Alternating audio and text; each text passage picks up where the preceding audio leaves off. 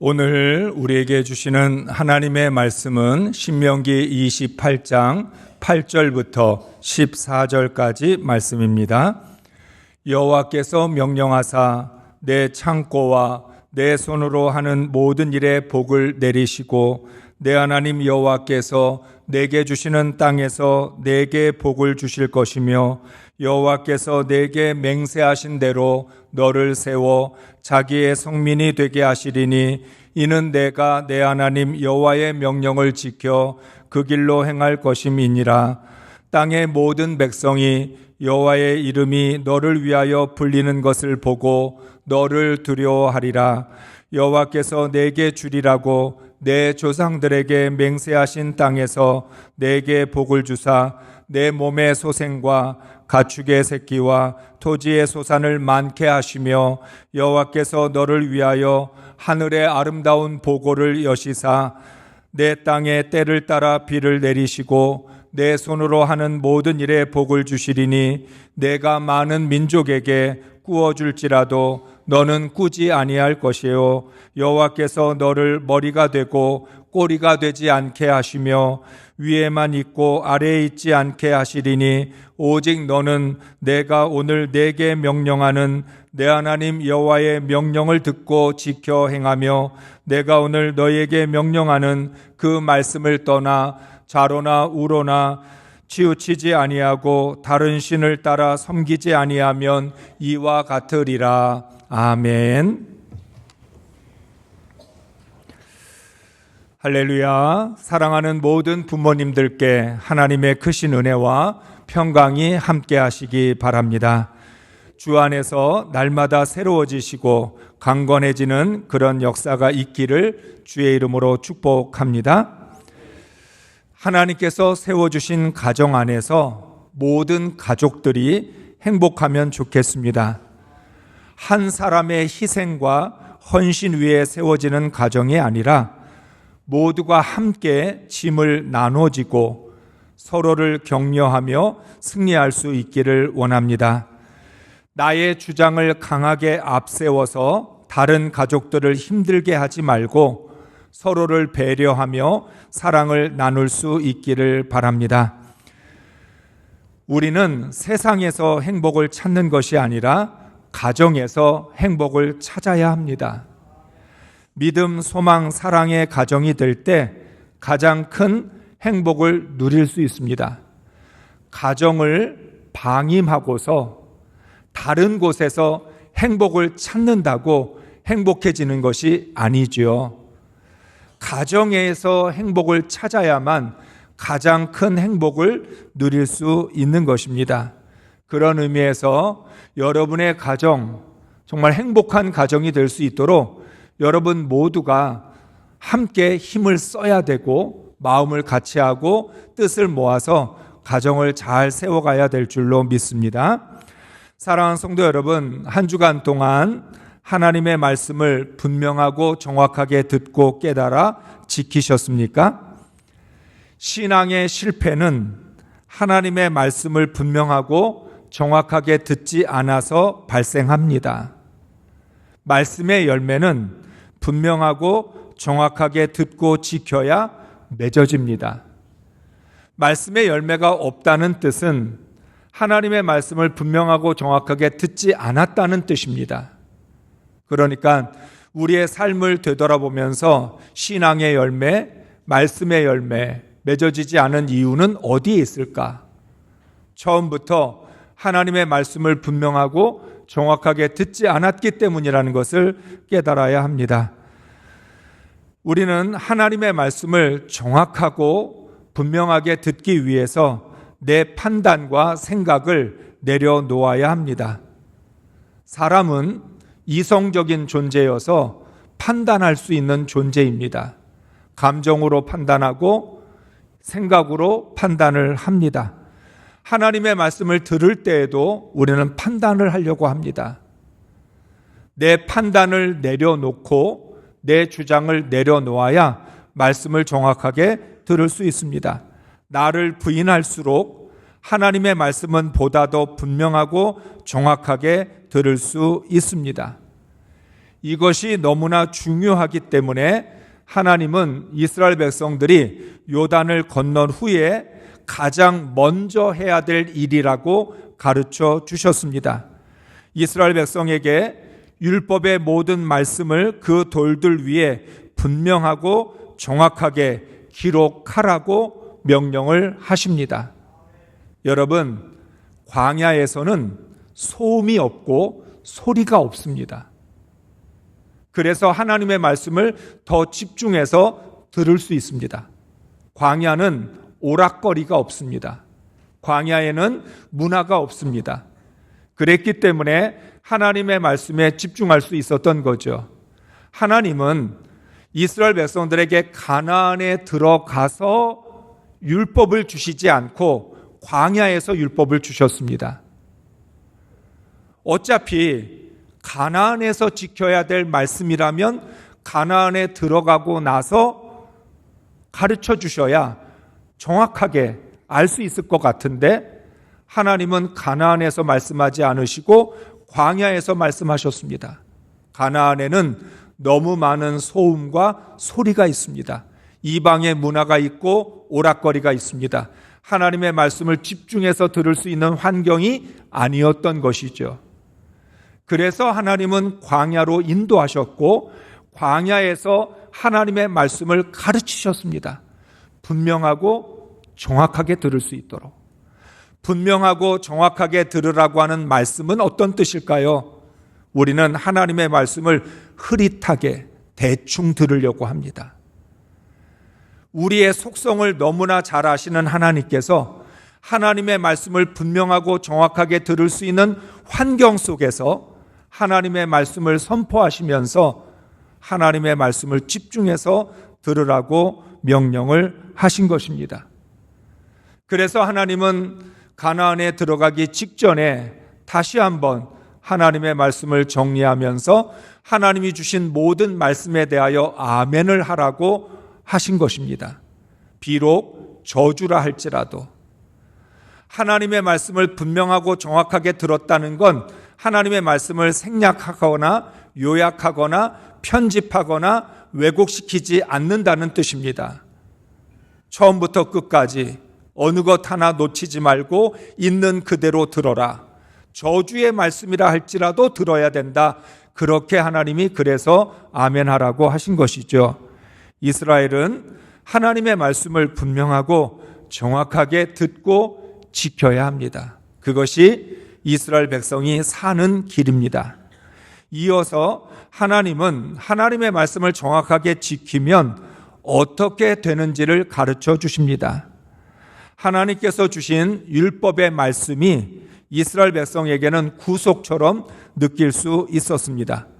광야 학교에서 40년 동안 훈련을 받으면서 답답하다는 생각을 할 수도 있을 것입니다. 하나님 빨리 우리를 가나안으로 인도해 주시지. 젖과 꿀이 흐르는 땅으로 빨리 들어가서 뭔가를 좀 해야 될 것 같은데 가나안으로 들어가지 않게 하시고 40년을 광야에서 방황하게 하셨으니까 얼마나 답답했겠습니까? 그러나 율법의 말씀에는 하나님의 사랑이 세심하게 담겨 있습니다. 하나님이 주신 명령은 이스라엘을 강제하거나 억압하는 말씀이 아니라 이스라엘을 지키시고 보호하시려는 하나님의 마음이 잘 드러나 있습니다. 하나님이 우리에게 주시는 말씀은 우리를 괴롭게 하려고 하는 게 아닙니다. 부담을 주어서 너 하나님 말씀 안 들으면 죽는다.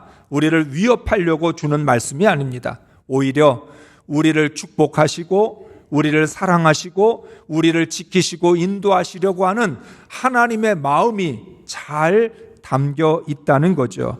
신명기 28장은 바로 그런 하나님의 마음을 잘 표현하고 있습니다. 하나님의 마음을 한마디로 말하면 복을 넘치게 하시려는 것입니다. 하나님은 왜 말씀을 주시고 율법을 주셨느냐? 이스라엘에게 복이 넘치게 하려고 이 말씀을 주신 것입니다. 8절부터 9절 메시지 성경으로 읽겠습니다. 하나님께서 명령하셔서 여러분의 창고와 일터에 복이 넘치게 하실 것입니다. 하나님 여러분의 하나님께서 여러분에게 주시는 땅에서 여러분에게 복을 내리실 것입니다. 여러분이 여러분의 하나님의 계명을 지키고 그분께서 여러분에게 보여주신 길을 따라 살면 여러분의 하나님께서 약속하신 대로 여러분을 거룩한 백성으로 만드실 것입니다. 아멘.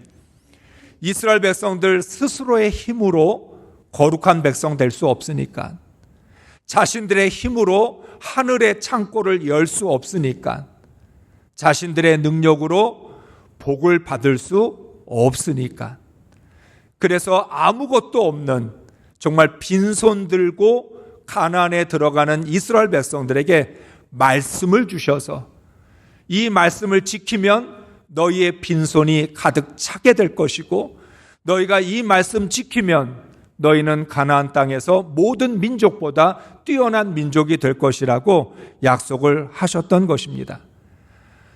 하나님은 하나님이 주신 땅에서 하나님의 자녀들이 복을 받기를 원하셨습니다. 그 복도 넘치게 주고 싶어 하십니다. 복을 넘치게 하고 싶으셔서 하나님의 계명을 지키고 하나님이 보여주신 길을 따라가라고 명령하신 것입니다. 쉽게 말하면 나는 너희에게 복을 주고 싶어. 그것도 넘치게 주고 싶은데 너희가 나에게 넘치는 복을 받으려면 하나님이 보여주신 그 길을 따라가야 되고 하나님의 말씀을 지켜야 된다라고 하신 것입니다. 하나님의 사랑과 은혜가 율법에 담겨 있습니다. 그러나 문제는 우리들입니다. 문제는 이스라엘 백성이었습니다. 하나님은 모든 것들을 예비해 두셨고 하나님은 복이 넘치게 하시려고 모든 것들을 계획하셨는데 이스라엘 백성은 하나님의 계획을 따르지 않고 하나님의 뜻을 따라가지 않았습니다. 하나님은 어떻게 해서라도 이스라엘 백성을 거룩한 백성으로 만들기를 원하십니다. 하나님의 간절함이 하나님의 명령에 담겨 있습니다. 나는 너희가 복을 받았으면 좋겠다. 나는 너희가 거룩한 백성이 되고 뛰어난 민족이 되었으면 좋겠다. 그런 하나님의 간절함이 이 율법의 말씀에 담겨 있는 것이죠. 명령이라는 강제성을 통해서라도 이스라엘을 모든 민족 위에 뛰어나게 만들고 싶어 하십니다. 여러분 기억하시기 바랍니다. 명령이라고 하는 강제성을 통해서라도 이 민족을 반드시 축복하면 좋겠다. 명령을 통해서라도 너희들이 모든 민족 위에 뛰어나기를 원한다라고 하신 거죠.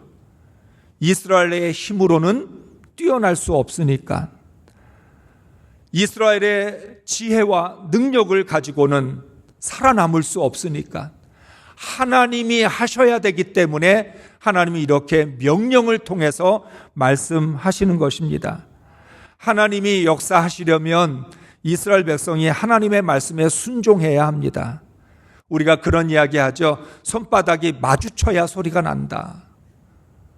아무리 하나님께서 이스라엘을 축복하시고 모든 민족 위에 뛰어나게 하시고 하나님이 그들을 지키시고 보호하고 싶으셔도 이스라엘 백성들이 손뼉을 마주치지 않으면 하나님의 계획은 이루어지지 않는 것이죠. 그래서 28장에는 하실 것이며 받을 것이며 주실 것이라는 말씀이 반복됩니다. 특별히 1절부터 14절까지 복에 대한 약속을 통해서 하나님은 하실 것이며 받을 것이며 주실 것이며 라고 하는 말씀을 되풀이하고 있는 거죠. 하나님은 이스라엘이 머리가 되고 꼬리가 되지 않게 하시기 위하여 하늘을 여셔서라도 복을 넘치게 하시겠다고 말씀합니다. 12절의 말씀을 읽습니다. 주님께서는 그 풍성한 봄을 참고 하늘을 여시고 철을 따라서 당신들 밭에 비를 내려주시고 당신들이 하는 모든 일에 복을 주실 것입니다. 그러므로 당신들은 많은 민족에게 꾸어주기는 하여도 꾸지는 않을 것입니다. 아멘. 하늘을 여셔서라도, 하늘을 여실 수 있는 분은 누구예요? 하늘을 만드신 하나님밖에 없잖아요. 하나님만이 하늘을 여실 수 있습니다. 하늘을 여셔서 모든 그 보물의 창고에 있는 것들을 아낌없이 이스라엘 백성들에게 주시겠다 말씀을 하신 겁니다. 그렇다면 하나님께서 모든 일에 복을 주신다는 말씀은 무슨 뜻일까요? 하나님은 28장의 말씀으로 이스라엘 백성들에게 모든 것은 하나님의 주권에 달려 있다는 걸 깨우쳐 주십니다. 모든 복을 하나님이 주신다. 그것은 모든 일은 하나님의 주권에 달려 있다는 뜻이죠. 농사의 결과는 농사를 열심히 짓는 농부에게 달려 있지 않고 하늘에 달려 있습니다. 하나님께서 철을 따라 비를 내려주시고 열매를 주셔야 열매를 거둘 수 있습니다. 그렇다고 농사를 대충 지어도 된다는 뜻은 아닙니다. 농부가 농사를 위하여 최선을 다하지만 아무리 최선을 다한다 할지라도 하늘이 비를 내려주지 않으면, 땅이 열매를 내주지 않으면 농부의 손은 빈손이죠. 하늘과 땅이 하나님의 주권에 달려 있고 하늘과 땅을 만드신 하나님이 모든 것을 주관하시기 때문에 하나님의 허락이 없으면 어떤 것도 이루어지지 않습니다. 로마서 11장 36절의 말씀입니다. 이는 만물이 주에게서 나오고 주로 말미암고 주에게로 돌아감이라. 그에게 영광이 세세에 있을지어다. 아멘. 만물이 주에게서 나오고 만물이 주로 말미암고 만물이 주에게로 돌아간다. 이 땅에 있는 모든 것들은 하나님께로부터 와서 하나님으로 말미암아 존재하고 하나님께로 다시 돌아가야 하는 존재라고 하는 거죠. 그래서 세세토록 하나님께만 영광이 있는 것입니다. 메뚜기 같은 이스라엘을 모든 민족 위에 뛰어나게 하실 수 있는 이유가 무엇일까요? 그것은 만물이 주에게서 나오고 주로 말미암고 주에게로 돌아가기 때문입니다. 하나님께서 하늘을 여셔서 풍성한 보물을 주실 수 있는 것도 하늘을 창조하셨기 때문입니다. 세상의 창조자가 되시는 하나님은 피조물의 연약함에 영향을 받지 않습니다. 환경과 상황에 상관없이 하나님께서 원하시면 역사를 뒤집을 수 있습니다. 피조물인 우리들은 환경과 상황에 영향을 받잖아요. 피조물인 우리들은 내가 가지고 있는 힘에 따라 할 수 있는 일과 할 수 없는 일들이 나눠져요. 아무리 내가 간절해도 능력이 안 되면 안 되잖아요. 환경과 상황을 극복한다는 게 얼마나 어려운 일인지 몰라요. 그런데 역사를 주관하시는 하나님은 얼마든지 그 역사를 뒤집을 수 있다. 일을 행하시고 만들며 성취하시는 하나님은 불가능을 가능하게 하십니다. 우리가 아무리 감당할 수 없는 고난을 만났어도 이길 수 있는 이유입니다. 우리가 어떻게 고난을 이겨요? 나는 못 이기죠. 그런데 일을 만드시고 성취하시는 하나님은 불가능을 가능하게 하기 때문에 하나님을 붙들고 의지하면 고난도 이길 수 있다. 이기지 못하는 고난은 존재하지 않습니다. 하나님이 함께 하시면 불가능이 가능해지는 것처럼 하나님이 역사하시면 아무리 우리의 힘으로 극복할 수 없는 고난일지라도 넉넉히 이기게 될 줄로 믿습니다. 하나님은 모든 것의 시작이고 끝이시며 전부이십니다. 하나님은 복의 주인이고 근원이십니다. 그래서 오늘 하나님 말씀합니다. 들어와도 복을 받고 나가도 복을 받을 것이다. 그런데 들어가도 복을 받고 나가도 복을 받을 수 있는 이유가 무엇이에요? 들어오고 나가는 것이 하나님의 손에 달려있기 때문이라는 거예요. 여러분, 이 말씀은 단순히 복에 대한 말씀이 아니에요. 들어와도 복을 받고 나가도 복을 받는다. 그 말은 들어오는 것, 나가는 것이 하나님의 손에 달려있다. 하나님이 허락하지 않으면 들어오고 나가는 것 내 맘대로 할 수 있는 게 아니라는 거예요. 들어오고 나가는 것, 앉고 일어서는 것, 모든 것은 우리가 결정하는 것이 아닙니다. 시편 139편 2절 3절 말씀을 읽습니다. 주께서 내가 앉고 일어섬을 아시고 멀리서도 나의 생각을 밝히 아시오며 나의 모든 길과 내가 눕는 것을 살펴보셨으므로 나의 모든 행위를 익히 아시오니. 아멘. 사랑하는 성도 여러분, 나의 의지로 되지 않습니다. 내가 나가려고 해도 하나님이 막으시면 나갈 수 없습니다. 내가 일어서려고 해도 하나님이 넘어뜨리면 방법이 없습니다.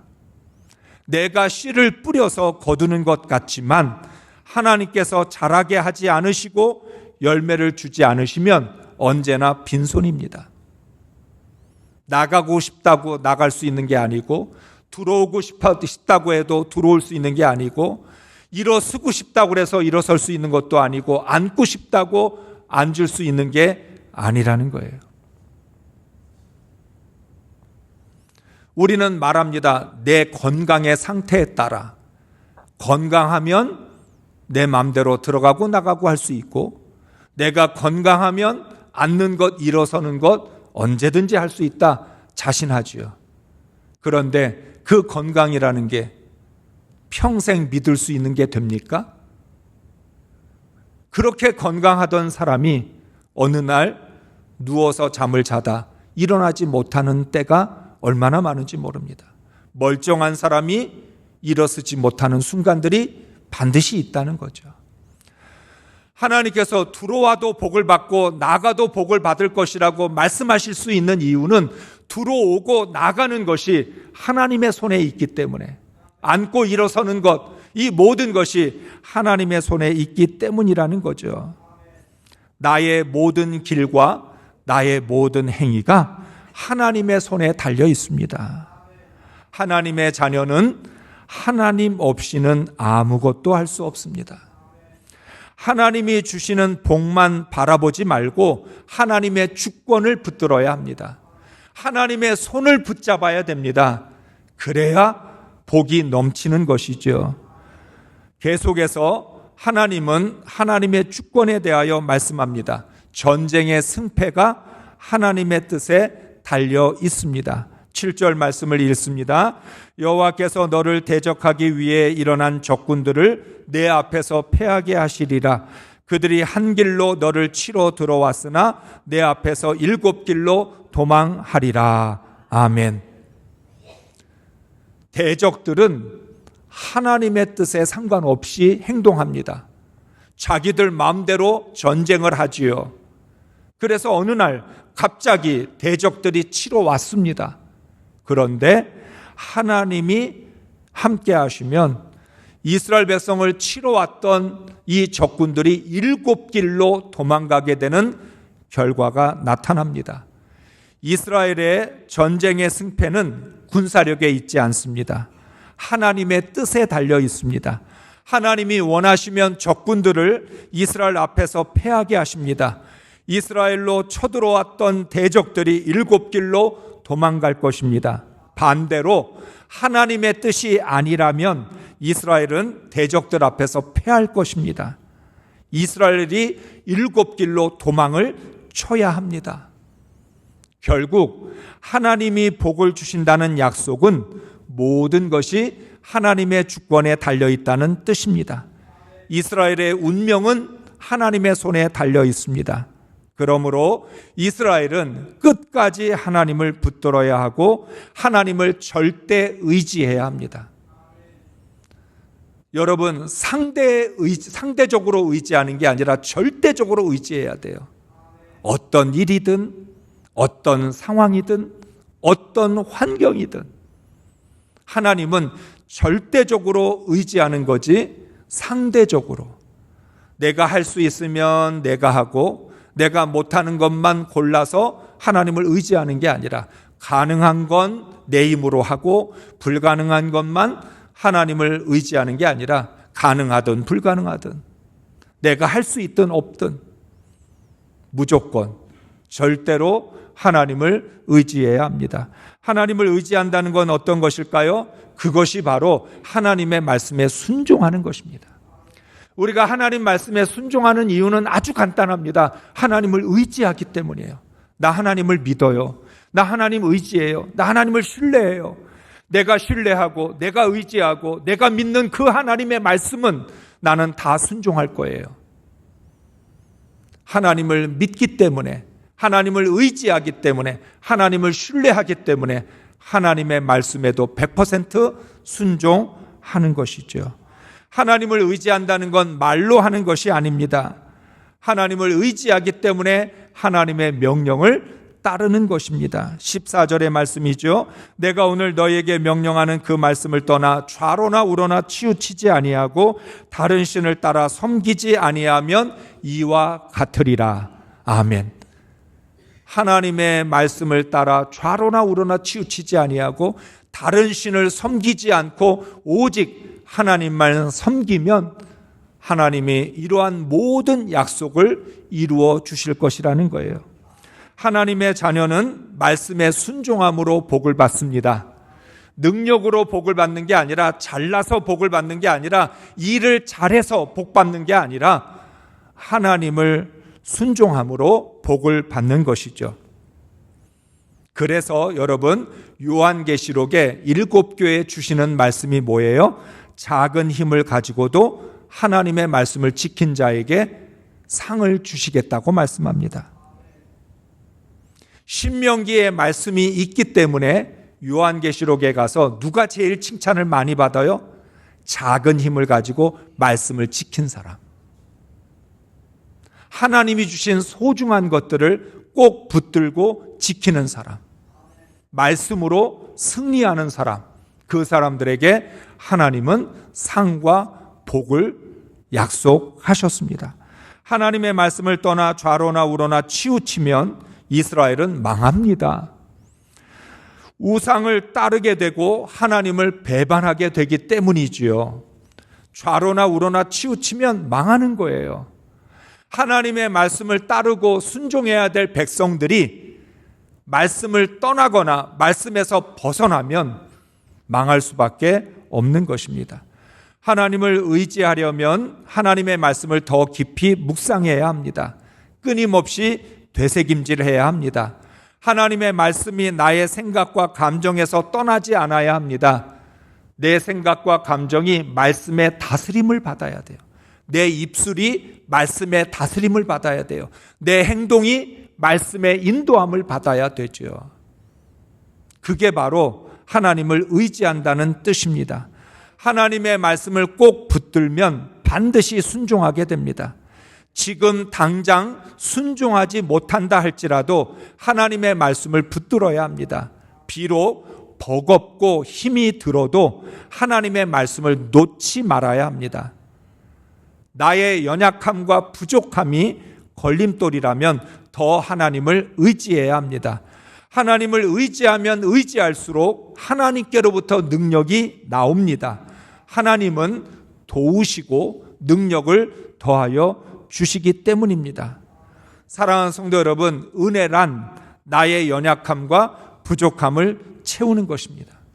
은혜라는 게 도대체 뭐예요? 하나님 왜 은혜를 주셔요? 내가 말씀에 순종하기에는 부족하니까. 내가 하나님의 명령을 지키기에는 연약하니까. 그래서 하나님은 은혜로 우리를 도우시고 은혜를 통해서 할 수 있게 하시고 은혜를 통해서 순종하고 지킬 수 있도록 역사하시는 거죠. 내가 못하니까 은혜로 하는 거예요. 은혜로 하기 위해서 하나님의 말씀을 주야로 묵상하며 하나님의 길로 나아가야 합니다.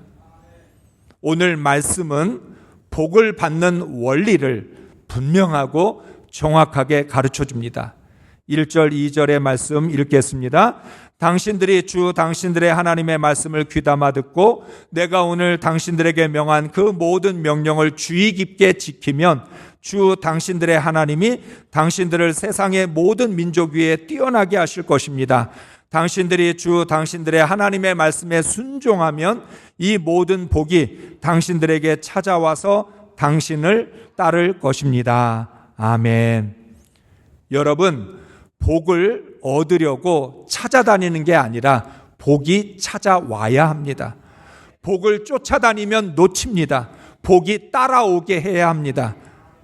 복의 근원이 된다는 것은 복이 찾아와서 따른다라고 하는 의미입니다. 여러분의 삶 속에 복이 따라옵니까? 복이 막 찾아와요?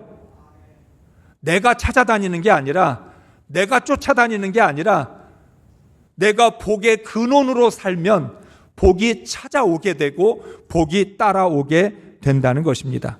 하나님은 복을 숨겨놓거나 어렵게 주지 않습니다. 여러분, 복을 받는 건 보물찾기가 아니에요. 여러분, 보물찾기를 해보셨잖아요. 복을 어디다 숨겨놨을까? 보물을 어디에다 숨겨놨을까? 찾아다니잖아요. 그래서 내가 찾으면 내게 되고 찾지 못하면 꽝이잖아요. 하나님이 주시는 복은 보물찾기가 아니에요. 하나님은 어렵게 복을 주시려고 하지 않으셔요. 누구든지 복을 받을 수 있게 하십니다. 하나님의 자녀라면, 하나님의 말씀에 순종하는 사람이라면 그 사람이 지금 어떤 상황에 있든 어떤 지위와 신분을 가지고 있든지 상관없이 복이 찾아오게 하고 복이 따라올 수 있도록 하신다는 거예요.